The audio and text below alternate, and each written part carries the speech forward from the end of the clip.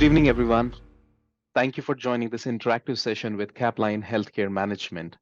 I am Marcus, your host for the day and Customer Success Manager here at Capline. I hope everyone is doing great this evening.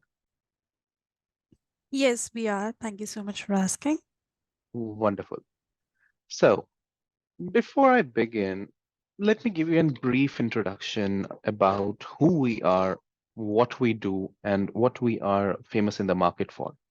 So, we Caplines have an experience of working for over a decade, helping more than 700 practices across United States with credentialing, verification services, and some other services like billing and collection, digital marketing, provider analysis, roster management that actually help in the smooth operation of your practice.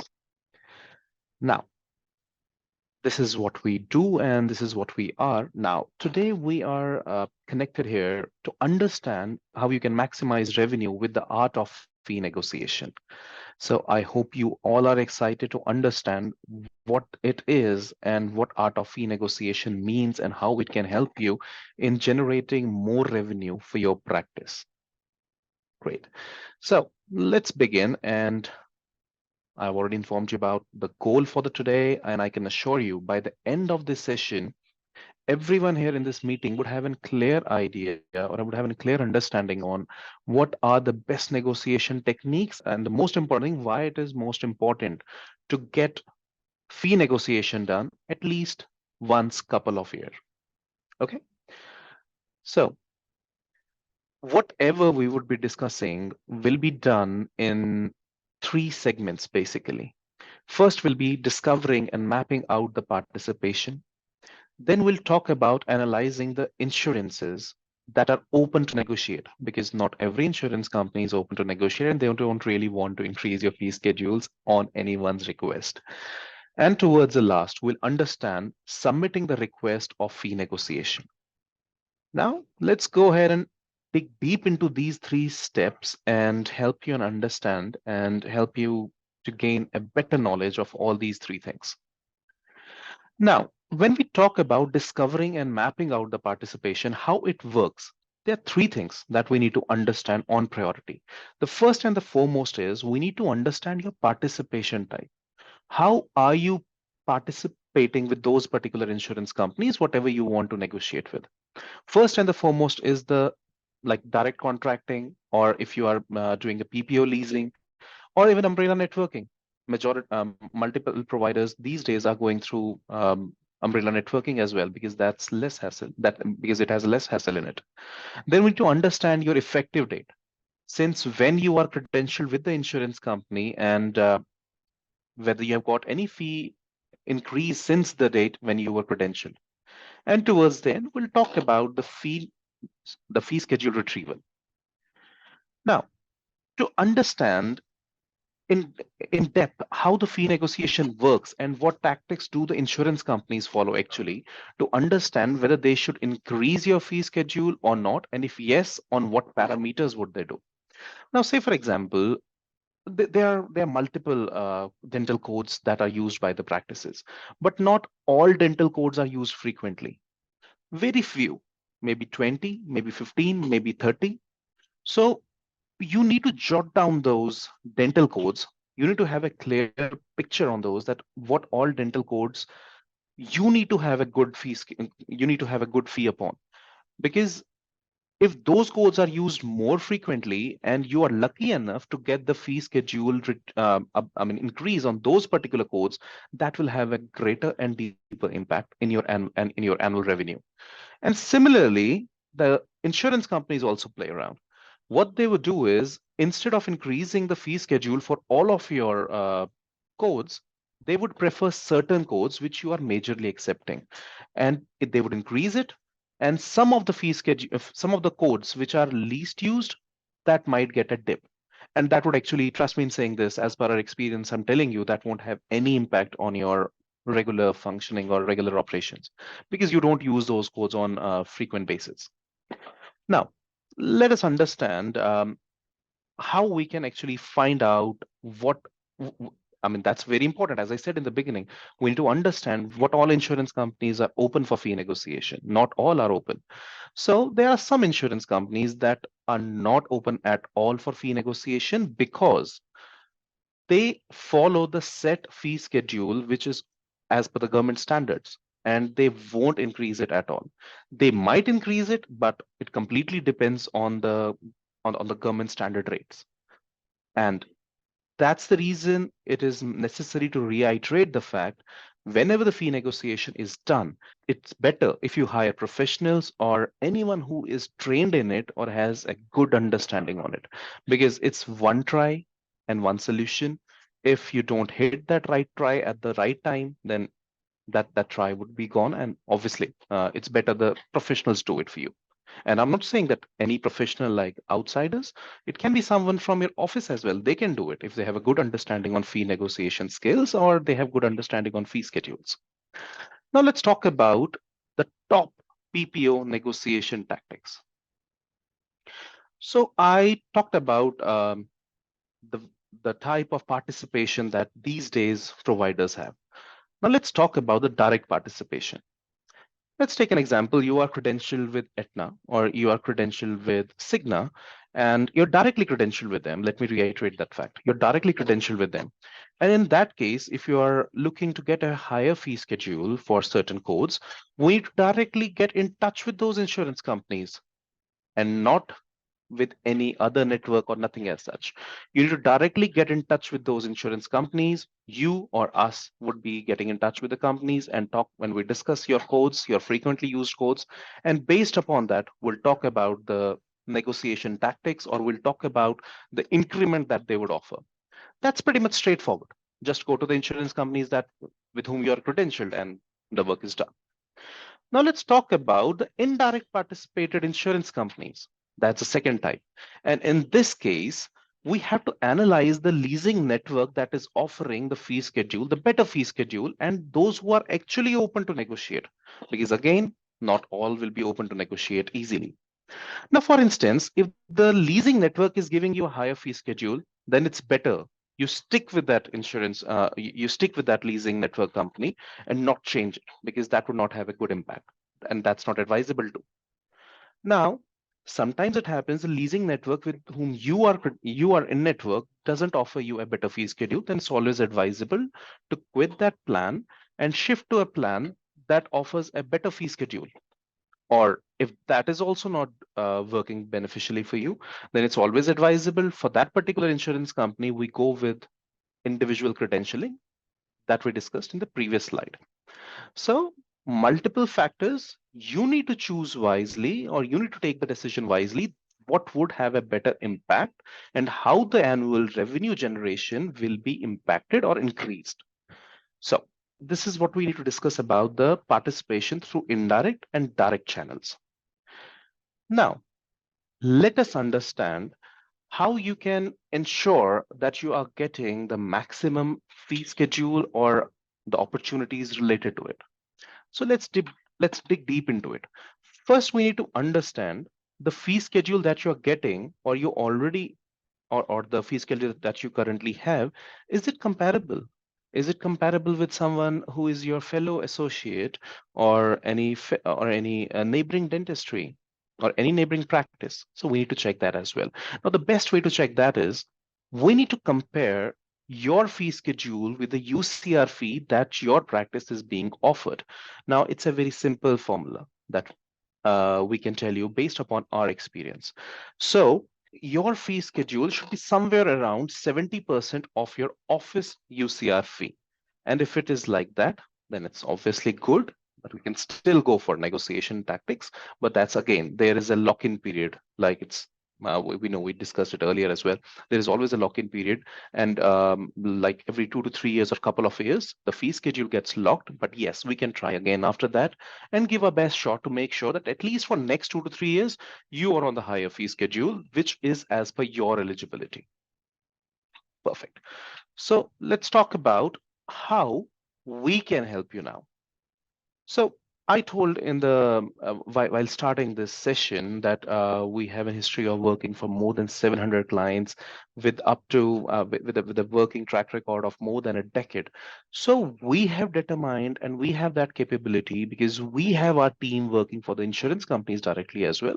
So we have that data to compare your fee schedule and determine how competitive your fee schedule is actually with any fellow associate in your practice working, or maybe some other neighboring practice, or in any other state, or in some other locality, or maybe in a radius of 2 miles or 5 miles. So this is all done with the tools that we have developed in-house, and not only we, others may have also done it, but yes, that's really helpful. We cannot reach out to every insurance company, or we cannot reach out to every provider to compare it with yours. So that's how we get help. Now, we have been able to negotiate, and I won't say in every case the negotiation is done, but yes, the success is good. The success rate is actually good, and we have been able to deliver the results. Let us now understand how you can calculate if the fee schedule increment that has been offered to you is actually good or not. Is it at par with what others are getting or not? So, as per our experience, we have been able to negotiate successfully and give an increment of up to 30% as well. But if we talk on a larger scale, the average comes out somewhere between 8 to 15%. Now let's understand that in depth with a wonderful example. Let's talk about any generic used code which is frequently used. One of the frequently used code everyone present here would know, it's the cleaning and the hygiene, which is a D0120. And when we talk about this particular code, let's take an example. Before the fee schedule increment, your rate of getting that, you were initially getting paid at $25 for this particular code. And after successful fee negotiation, you're getting reimbursed at $33. How would that impact you? I mean, if we check, it's only an increment of approximately $8. But now, how it will change the game? Let's take an example. You're billing this code at least 100 times in a month. Then annually, approximately $96,000. And trust me in saying this is just with one code. And what if you are lucky enough and your fee negotiation is bang on and you get a good fee schedule for majority of the codes which you are frequently using? This $96,000 increment can be $960,000 in an annual turnover, and that's an pretty much good increment. And this is what I'm talking about, just one code, which is a very smaller code, usually what you can say, which is least paid code. But if there is any code which is paid higher, then the increment percentage would be the same, but that value would actually increase, and that would have a great impact.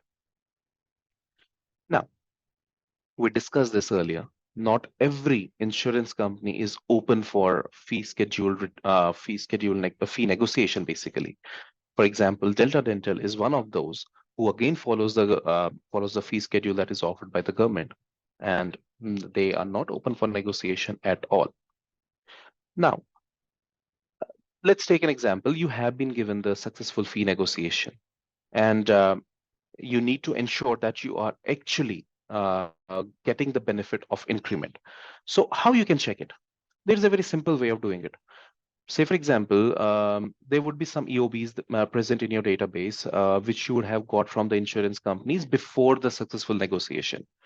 You can compare any particular code which is common in that EOB and a new EOB which has been given to you post the successful negotiation. Now you can easily check the difference. And if you find the difference that was originally promised, then we are good to go. But if not, then you need to reach out to the insurance companies again to see if that incremental fee schedule or that incremental value has been in effect, has been in picture. And if yes, then why it's not reflecting?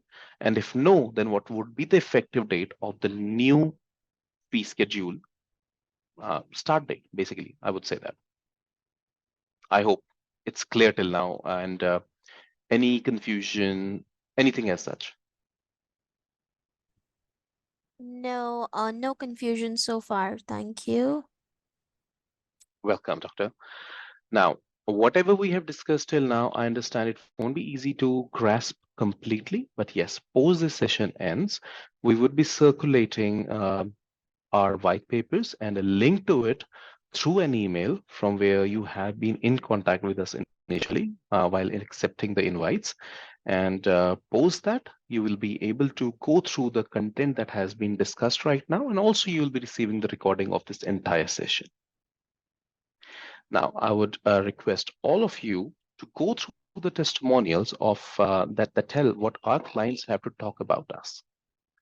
I would give you 30 to 40 seconds. You can go through it as per your convenience, and you will have a clear picture on what the existing clients of ours have to say about us. Let me take a pause here for 30 to 40 seconds. I believe that's enough. You have gone through it. And if you haven't, you have our official website. You can go to it and you will see there numerous such reviews that would actually help in building that trust with us. Great. So that was all that I had to discuss about the fee negotiation skills. And that's not all. We'll be in touch again. But before we move further or proceed, any questions that you people have, I would be happy to answer them, and I'm open for the discussion as well. Anyone? Thank you for arranging this session, Marcus. It was really helpful. So I am already in need of credentialing with some PPO plans, and I will definitely reach out to you um, for further help. Thank you. Wonderful. I'm glad you said that. So certainly, whenever you feel need of our help, we'll be right at your service, and we'll take care of that for you. You'll have our contact details. I'm the customer success manager, and you'll get the contact details for our company, our number, our email address, and we're just a call away for you.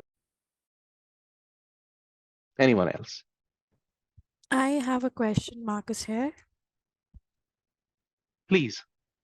Yeah, so I just want to know that the fee schedule that we have, that doesn't matter with the fees that the insurance company is offering right now. So, is this important to consider? And if so, are there any suggestions on how to handle this?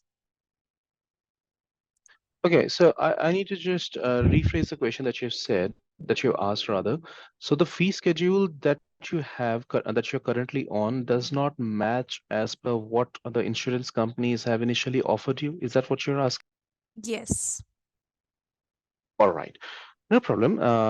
That could happen sometimes, but what we can do in that case, you would have the EOBs, that is the proof of the rate at which the codes are being reimbursed to you. And while you had done the credentialing, you would have the fee schedules provided to you. If that is matching, wonderful.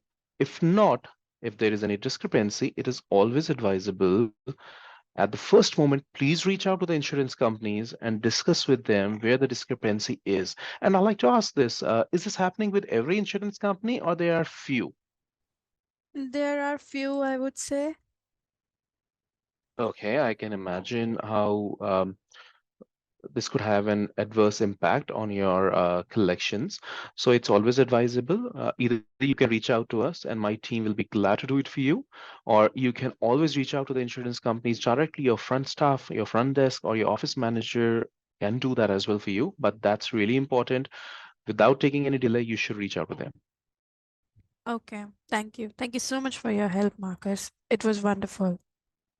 Wonderful. Thank you. Anyone else? Hi, Marcus. This is Dr. Kelly.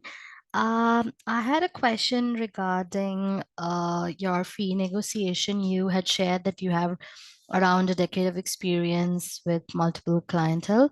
What I wanted to ask was, how much have you guys reached to, like, the maximum percentage you have had for fee negotiations? If you can share with me that, because I'm also currently looking for fee negotiations, and I think I would definitely would like to go forward, but I would like to know that before.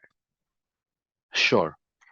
So that's really an interesting question. But if I stress on my mind and just recall the previous incremental percentages, the maximum I would think is somewhere close to 32 to 33%. that was a maximum. But that maximum increment would have a different incremental value on different codes that you use. Like an example, any code that is offering you $50, a 30% hike would be a certain dollar value. But if the code is already at a $80 value and the same incremental cost, if it is given there, then it would have a greater impact. But again, I would say that's very rare. If everything is going as per the plan, this could happen, but not in every case. As that is a reason in the initial slide I mentioned there, the average incremental cost is somewhere close to 8 to 15%. But yes, that's the average calculation that we have displayed here. But yes, sometimes it has been the case where 30 to 32% was successful. I hope that answers your question. All right. Yeah. Thank you. Thank you, Marcus.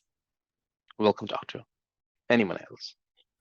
Hey, Marcus, this is Dr. Aaron from Miami, Florida. Okay. So I have a dental practice here, and I was curious if I could, maybe try to get some fee negotiation with some Medicaid and Medicare plans. Do you think there's an opportunity in that? You know what? Many of our providers do reach out to us for the same question, for the same request type. But like Delta Dental, which is a PPO plan, but yes, Medicare and Medicaids are strictly following, they're the government plans, that they strictly follow their fee schedules. There is strict no from them. And there is no way that we could reach out to them, or anyone from the office directly as well can reach out to them for the fee schedule negotiation. If they would increase, it would be for everyone, and that is as per the set guideline. But an increment on an special request is not accepted or entertained by them. I hope that answers. I know it's disheartening, but Yeah, I yes, know. that's the truth. But yeah, like that's how it's been going on. But thank you. Yeah. Wonderful. Glad to answer you. Anyone else? Yeah, hey Marcus, uh, this is Eric. I'm from Wisdom Dental, Dallas, Hello, Texas. sir. So, while you were, giving the presentation, I saw something about umbrella and credentialing, and umbrella insurances give higher fee schedules, right? That is correct. As compared to direct participation, umbrella would generally have a higher fee schedule. That's correct. You rightly said that. Okay. So, is there any downside with it as well if I go for umbrella credentialing rather than direct? The downside, as in if you go from umbrella credentialing to the direct participation, right? Have I rightly understood that? No. So, what is happening is, uh, right now we are credentialed with Aetna in our office. Our provider is credentialed with Aetna, but Aetna is giving a very lower fee. One of my colleague advised me for umbrella credentialing, but at the same time, they told us that it also hits the patient volume. So is it actually true or not? Well, that's true. That's true. I'll tell you why. So right now you're in network with Aetna with a lower fee schedule, which means the patients who have an insurance plan which is which is at a lower fee schedule, which would be actually able to see you in their portal, and they can reach out to you. But when you would be getting credentialed through an umbrella network, which would for obvious reasons would give you a greater jump, but then again the fee schedule would increase, and that would bar those particular patients to see you or come to your practice for the treatment, because they are actually not matching that fee schedule. That is the reason the patient volume would see a dip. That's true. That's correctly said. I hope that answers. Yeah. So as per you, what would be the percentage here? See, there's no set percentage that I can promise you, but yes, we can discuss that, and that's something very interesting to do. We can reach out to the insurance companies and get an report pulled for you as an analysis, so that you can make a well-versed decision for that, and we can do that for you. Okay. Great. So how does this process work? So currently, we have Dr. Smith here, who is credentialed with Aetna. Now, if we want to take an umbrella network, how will the process work? Okay. In that case, there are four majorly operating umbrella companies. So first, we need to check with those insurance companies who would offer you a better fee schedule and would enroll Aetna under them. And then once we get that decision or we are able to make the decision, then the decredentialing needs to be done, which is the direct participation in which you are currently at. And after that is done, then we'll start the process of getting you credentialed with that particular umbrella network that would offer you the best fee schedule. And how much time can it take?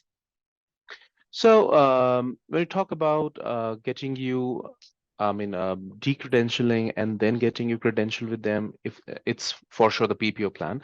So generally, post submitting the documents, this would generally take somewhere close to 90 to 110 days. But yes, nevertheless, this is the maximum turnaround time, so that you are well aware of the decision and you can see your patients accordingly till then. But yes, this can be done sooner as well. And I'm talking about as per the experience that we have.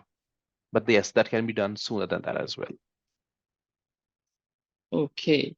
And does these insurance companies share the fee schedule with us for comparison? So we do have fee schedules with us that we are following as of now. So if we do, decide to go with any umbrella company, will they share the fee schedules with us? We need to submit your details because without your details, without that company actually knowing your eligibility, your location where you are practicing, your experience, they would not do it directly. But yes, we need to share some detail of yours. We need to upload some details, and based upon that, they can share the fee schedule that they can offer or is currently in picture. Okay. Yeah. Okay. But there was one more thing that you said that we have to terminate our agreement with Aetna, right?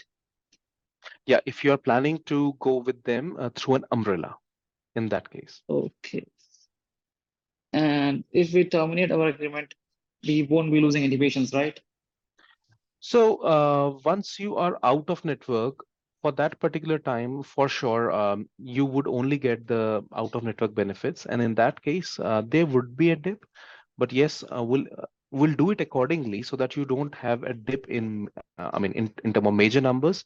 Meanwhile, you are experiencing that dip, you would actually be in network with the umbrella company, and you would again be able to get the in-network benefits and the in-network patients. So have you seen, any provider doing this? Because, it's the fee that Aetna is giving us is just ridiculous. They are giving us just $14-15 for D0120, which is cleaning, which is very, very low. And we are, facing a lot of losses because of this. Other insurance companies are giving us way higher. Mhm. That's correct. And we have come across the situation in past as well. But yes, that's the same story with almost with every provider for Aetna specifically. We can definitely, providers have opted for this, right? You're saying as absolutely right as per your experience, and so we are doing. This will be done, and you can reach out to the insurance company, to the umbrella company, and yes, the providers are opting in for it. I hope that Okay. answers. Yes, it did. Thank you, Marcus. Wonderful. Great. So that brings me to the end of this session. I would really appreciate if we stay connected, and once we are up with a new session on any other topic, we'll be sending you the invites accordingly, and I'll really expect your participation like you have done today. Thank you all. Thank you, Marcus. Bye-bye. Bye-bye. Thank you, Please Marcus. take care.